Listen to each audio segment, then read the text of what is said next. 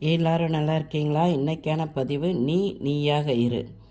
நீ யாராக இருந்தாலும் பரவாயில்லை, நீ எண்ணுவது விண்மீனாக இருந்தாலும் உன் உழைப்பால் நீ எண்ணியது உன்னை வந்து சேரும்.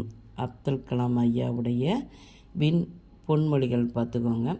அதாவது நம்மளுடைய நம்ம பெரிய பெரிய பெரிய ஆளாக இருக்கலாம், இல்லை ஒன்றுமே இல்லாதவர்களாக இருக்கலாம்.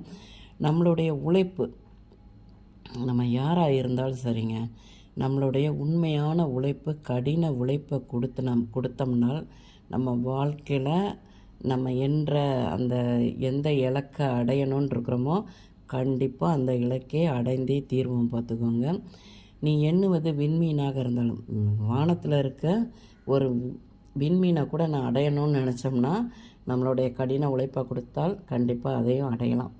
கண்டிப்பாக அதை பார்த்திங்கன்னா, இந்த பூமியில் தனியாக இருப்பவன் தான் வலிமையான மனிதன். பார்த்துக்கோங்க.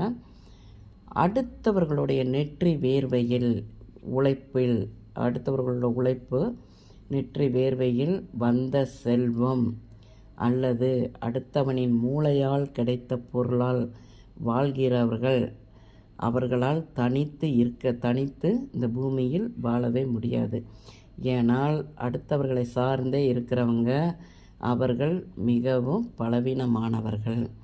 கண்டிப்பாக நாம் அப்படி இருக்கக்கூடாது. நம்மளுடைய உழைப்பை, நம்ம கடின உழைப்பை நம்ம கொடுக்கணும்.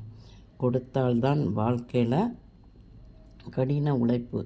2 நாளைக்கு முன்னாடி நான் போட்ட ஷார்ட்ஸில் கூட நான் சொன்னேன், நம்மளுடைய கடின உழைப்பு, விடாமுயற்சி, தன்னம்பிக்கை, துணிச்சல் எல்லாம் கொடுத்தோம்னால் கண்டிப்பாக அது வெற்றி கிடைக்காமல் போகாது. கண்டிப்பாக நமக்கு வெற்றி கிடைத்தே தீரும். பார்த்துக்கோங்க. இந்த பதிவு உங்களுக்கு பிடிச்சிருந்தால் பார்வதி வீட்டு சமையலுக்கு ஆதரவு கொடுங்க. ஓம் சாய்ராம்.